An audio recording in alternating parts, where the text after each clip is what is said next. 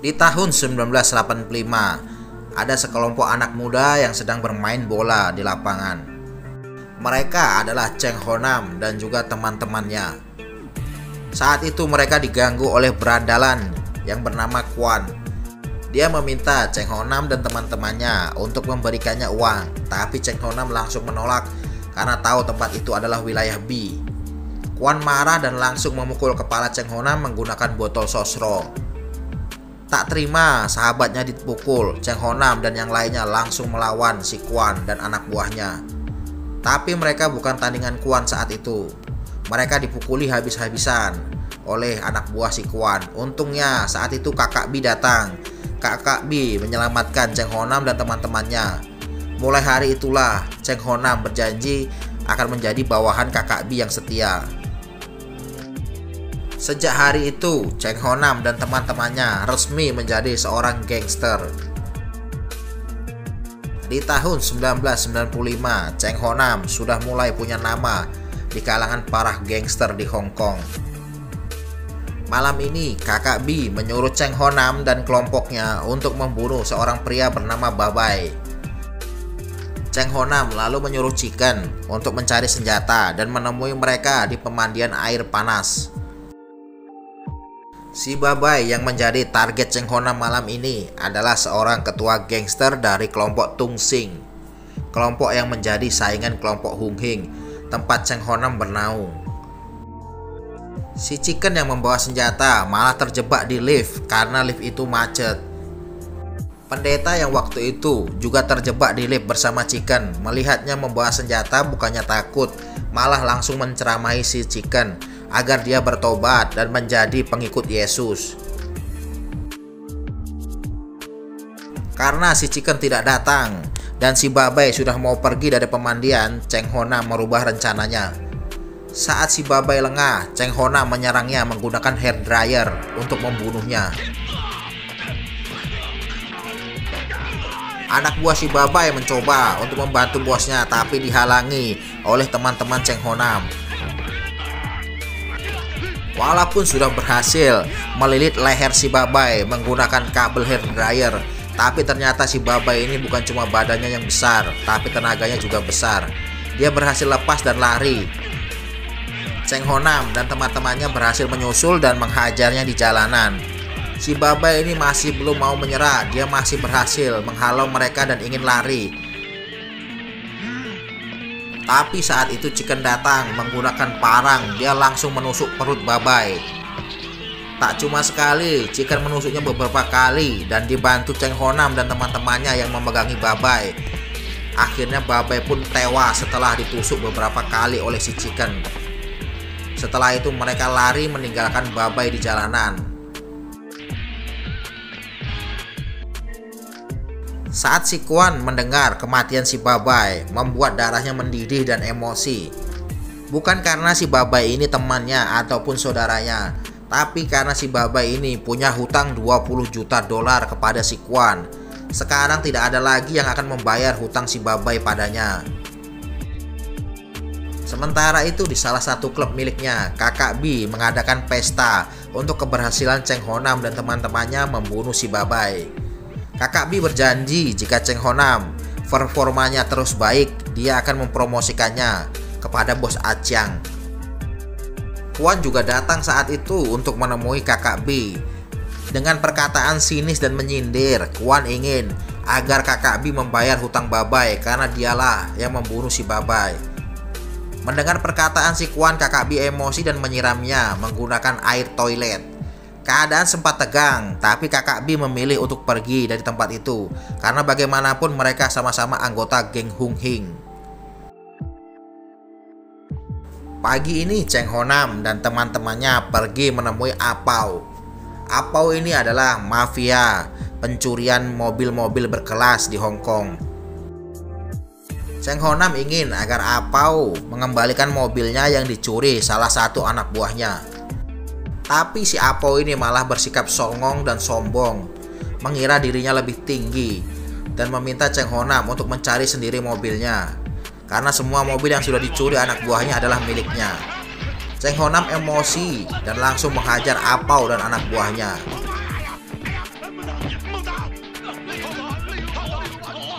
Setelah dipukuli, baru si Apau ini sadar. Dia lalu memohon dan minta maaf. Dia berjanji akan menyuruh anak buahnya untuk menemui Cheng Honam di salah satu klub miliknya. Cheng Honam pun pergi setelah mendapat alamat tempat mobilnya dicuri. Cheng Honam pergi sendirian ke klub Namjong, alamat yang diberikan oleh si Apau. Di sana dia melihat seorang gadis bernama Smarty. Gadis inilah yang mencuri mobil Cheng Honam. Tapi bukannya langsung marah, Cheng Honam malah tertarik dengan gadis ini. Setelah gadis itu membawanya ke mobilnya, Cheng Honam baru mengikat dan menghukum gadis itu. Bersama teman-temannya, Cheng Honam mengikat gadis itu di mobil dan membawanya ke bukit. Di bukit dia mengerjai gadis itu dan menyuruhnya makan bakpao 20 mangkok.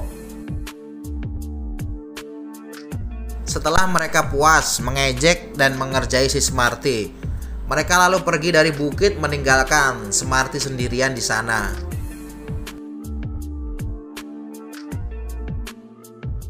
Hari ini si Kwan mengundang Cheng Honam ke kantornya. Walaupun hubungan mereka tidak baik saat mereka masih muda, tapi Kwan mengakui potensi dari Cheng Honam. Dia ingin agar Cheng Honam bergabung dengannya dan meninggalkan B. Kwan bahkan menawarkan uang ratusan ribu dolar, tapi Cheng Honam langsung menolak dan pergi. Saat si Cheng Honam ingin pergi meninggalkan kantor si Kwan, dia melihat Smarty dipaksa untuk menjadi bintang film Blue. Cheng Honam lalu menolongnya dan mengatakan kalau si Smarty itu adalah pacarnya. Melihat kelakuan Cheng Honam, si Kwan menjadi sangat marah. Sudah menolak tawarannya, malah berani mengganggu usahanya. Sejak saat itu, Smarty terus menempel kepada si Cheng Honam dan mereka resmi pacaran.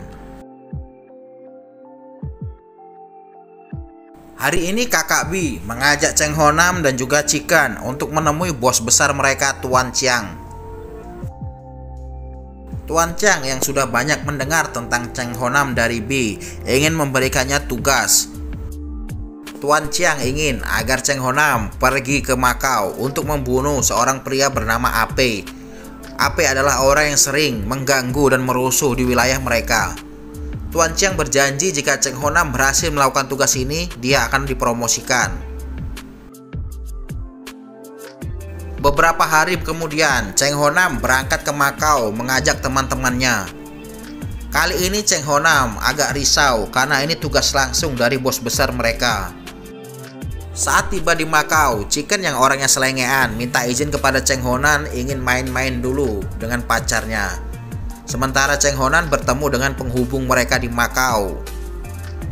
Begitu selesai bermain judi, Chicken malah bertemu dengan seorang gadis. Gadis itu ingin mengajak Chicken bermain. Chicken yang memang seorang PK mau aja diajak gadis itu. Pacarnya ditinggal sendirian dan akhirnya diculik oleh seseorang. Keesokan paginya, Cheng Honam mendapat kabar dari penghubung mereka yang bernama Yao kalau tugasnya dimajukan. Mereka harus pergi saat itu juga karena target mereka akan pergi keluar kota saat siang hari. Cheng Honam langsung bergegas pergi tanpa menunggu Chicken lagi. Chicken yang semalaman bermain dengan 3 gadis terbangun. Dia kaget ternyata sudah pagi dan tidak memberi kabar kepada Cheng Honam. Dia pun langsung pergi dari kamar itu meninggalkan para gadis. Sementara itu, Cheng Honam awalnya sudah merasa ada yang tidak beres dengan tugas ini. Sampai mereka di jalan tol, mobil yang ditumpangi mereka ditabrak truk dari depan dan belakang. Ternyata ini adalah jebakan. Banyak orang yang keluar dari 2 truk itu dan langsung menyerang Cheng Honam dan teman-temannya. Kalah jumlah, Cheng Honam dan teman-temannya tetap melawan dan mencoba mencari jalan untuk kabur.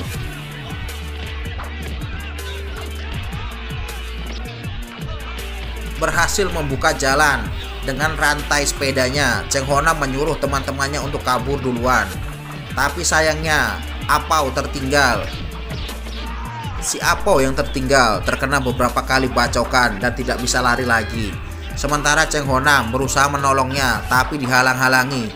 Mereka terlalu banyak, Apau pun menyuruh Cheng Honam dan yang lainnya untuk pergi meninggalkannya.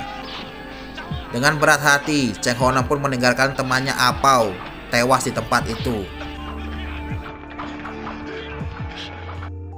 Cheng Honam dan kedua teman lainnya terpisah saat kabur, tapi Cheng Honam malah dijemput penghubung mereka Ling Er. Sementara Apo dan Ching menelepon bos mereka B. Bos mereka mengatakan kalau besok mereka harus pergi ke tempat yang dijanjikan jika terjadi masalah, seperti rencana sebelumnya. Cheng Honam dibawa ke tempat Ling Er, tapi dia dibius. Ternyata orang yang telah menjebak Cheng Honam adalah si Quan. Tapi Quan tidak ingin membunuh Cheng Honam, hanya ingin mempermalukannya. Si Quan yang sebelumnya juga telah menculik pacar si Chicken, juga membiusnya agar dia dan Cheng Honam bermain lalu bisa direkam. Keesokan harinya saat Cheng Honam sadar, dia ingat tentang apa yang terjadi dengan dirinya dan juga si Baby. Tapi dia tidak mempedulikan itu dan langsung pergi ke tempat yang dijanjikan. Saat Cheng Honam sampai, Ling dan si Po sudah berada di sana. Ling mengatakan kalau bos mereka memberi arahan agar mereka sembunyi dulu. Tak lama Chicken juga datang. Saat melihat Chicken, Po langsung marah-marah kepadanya karena dia tak ada saat mereka dikeroyok dan saat saudaranya mati. Baby juga marah-marah kepada Chicken karena sudah meninggalkannya. Akibat hal itu, dia dibius dan dipaksa bermain dengan Cheng Honam. Mendengar perkataan dari pacarnya si Baby, si Chicken malah marah dan langsung menampar Cheng Honam. Dia mengatakan kalau persaudaraan mereka putus lalu pergi meninggalkan tempat itu. Beberapa hari kemudian, Cheng Honam dan teman-temannya sudah kembali ke Hong Kong. Dia dirawat oleh pacarnya Smerty. Saat bosnya datang, bosnya memberitahu untuk sementara mereka harus sembunyi dulu sampai luka mereka sembuh benar. Sementara itu si Chicken berencana untuk pergi dari Hong Kong. Dia ingin ke Taiwan menyusul sepupunya yang juga menjadi gangster di sana. Acing tak bisa melarang Chicken, tapi dia memberikan arloji emas kepada Chicken untuk bekalnya ke Taiwan. Hari ini diadakan rapat tahunan geng Hung Hing seperti biasa. Semua ketua cabang datang menghadiri rapat, termasuk si Quan. Banyak orang yang tahu kalau insiden di Makau adalah ulah dari si Quan, tapi karena tidak punya bukti, dia pun dibiarkan. Rapat berjalan lancar seperti biasa, membahas tentang keluar masuknya keuangan dari geng dan juga perluasan wilayah ataupun permusuhan dengan geng lain. Tapi tiba-tiba si Quan nyeletuk soal pergantian ketua besar. Dia menginginkan adanya perombakan kekuasaan. Karena Tuan Chiang ini adalah orang yang adil dan demokratis, dia setuju dengan pendapat si Quan. Dia lalu mengadakan vote untuk memilih ketua yang diinginkan oleh para ketua cabang. Ternyata bukan tanpa persiapan si Quan berani mengajukan untuk pergantian kekuasaan. Sebelum rapat ini, Quan telah bertemu dengan wakil Tuan Chiang juga para ketua cabang lainnya. Dia menyuap mereka agar memilih Quan nantinya. Semua orang memilih Quan kecuali si B. Dia marah dan menuduh mereka pengkhianat. Tapi Tuan Chiang yang adil lalu menyuruhnya tenang.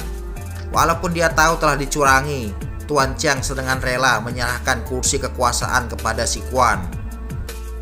Begitu menjadi ketua, Quan ingin agar Cheng Honam dihukum karena dia gagal dalam misi di Makau. Cheng Honam yang tidak ingin merepotkan bosnya B lalu menerima hukuman itu. Hukuman dari geng adalah menusuk Cheng Honam menggunakan 1000 dupa yang dibakar. Walaupun hati B berat, tapi dia tidak bisa menyelamatkan Cheng Honam saat itu. Setelah malam itu, Cheng Honam memutuskan keluar dari dunia gangster dan pergi ke wilayah pedesaan untuk membuka restoran bersama teman-temannya. Hari ini bosnya B datang mengajaknya kembali, tapi Cheng Honam menolak karena percuma jika dia kembali kalau si Quan masih menjadi ketua mereka. Bosnya menghargai keputusan Cheng Honam, tapi jika nanti dia berubah pikiran, bosnya akan selalu menerimanya.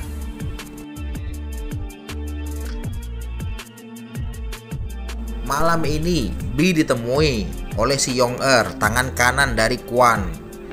Yong-er meminta B untuk ikut dengannya, tapi awalnya B menolak. Tapi setelah si Yong-er menunjukkan tas dari anak si B sadar kalau keluarganya sedang ditahan oleh si Kwon. Si bos B lalu pergi mengikuti Yong-er untuk menemui si Kwon. Dia diajak ke sebuah lembah yang sepi. Saat bertemu dengan si Kwon, B meminta agar si Kwon untuk melepaskan keluarganya karena ini adalah masalah antar mereka berdua. Tapi si Kwon tidak peduli dan langsung memukul si B. Kwon menjelaskan alasan kenapa dia menyandra keluarga B dan juga mengapa dia ingin membunuh si B. Itu karena B terlalu ikut campur dengan urusan bisnisnya. 6 bulan lalu, Kwon tahu kalau B lah yang melaporkan kepada polisi sehingga narkoboy dia bisa tertangkap. Kwon menusuk B dengan narkoboy dosis tinggi. Dia juga menyayat tangannya dan membuat B menelan bubuk narkoboy sebanyak 1 kilo agar dia tewas overdosis. Bukan hanya membunuh si B, Kwon juga menyuruh anak buahnya untuk membunuh keluarga B. Hari ini diadakan pemakaman besar-besaran untuk B oleh para anak buahnya. Banyak polisi yang datang, juga wartawan berita, serta para ketua cabang. Karena di masa itu, ketua gangster itu sama terkenalnya dengan selebritis. Cheng Ho-nam yang juga mendengar tentang kematian mantan bosnya juga datang. Tapi sayangnya dia dihalangi oleh beberapa ketua cabang untuk melakukan penghormatan terakhir kepada paman B. Cheng Ho-nam demi bisa melakukan penghormatan terakhir bahkan rela berlutut. Melihat ketulusan dari Cheng Ho-nam, beberapa ketua sekte lalu memberikannya izin, tapi dia harus melewati tradisi pagar manusia. Untuk melakukan tradisi ini, Cheng Ho-nam harus berjalan sambil berlutut juga sambil dipukuli. Beberapa orang memukulinya dengan sangat keras, tapi beberapa hanya menamparnya ataupun menyentuhnya karena kasihan dengannya. Sampai akhirnya dia pun bisa sampai ke depan altar mantan bosnya. Saat melakukan penghormatan terakhir di depan altar mantan bosnya, Cheng Ho-nam tidak bisa lagi membendung air matanya. Dia pun meluapkan perasaannya dengan menangis. Cheng Ho-nam berniat untuk membalaskan dendam mantan bosnya Kak B. Dia menemui beberapa anak buah yang dulu mengikuti Kak B. Tapi sayangnya nyali mereka sudah ciut. Menurut mereka, Kwon sangat kuat saat ini setelah menjadi ketua Hung Hing.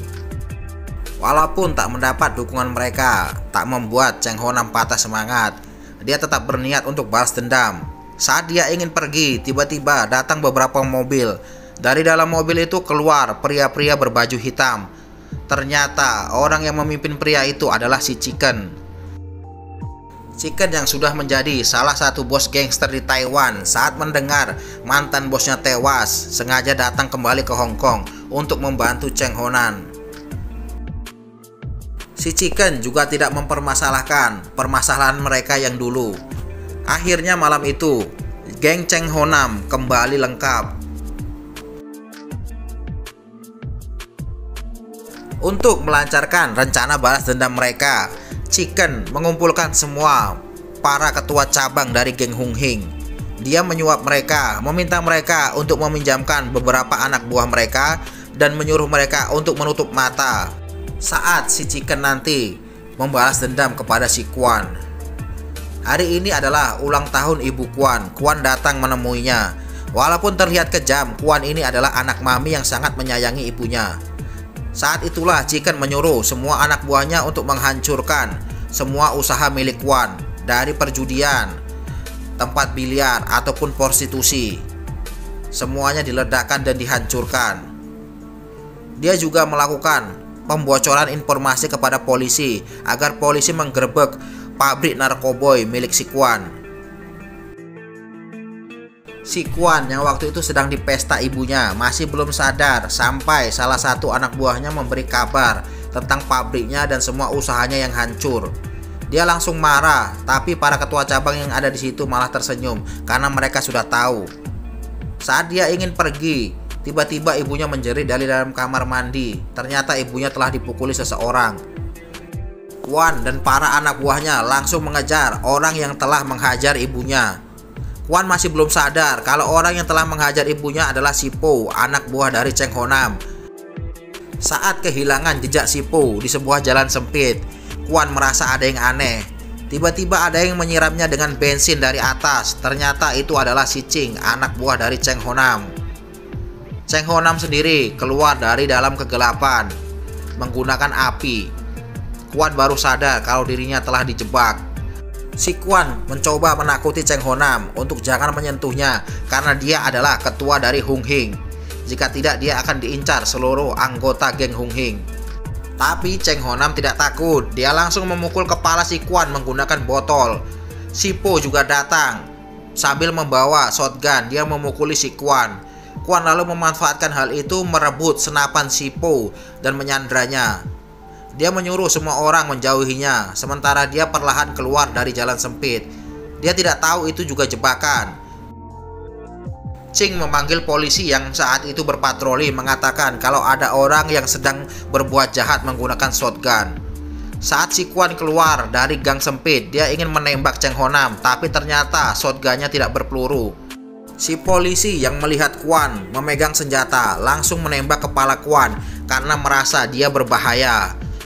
Kwon pun akhirnya tewas di tangan polisi. Dengan begitu, geng Hung Hing tidak bisa membalaskan dendam ketuanya.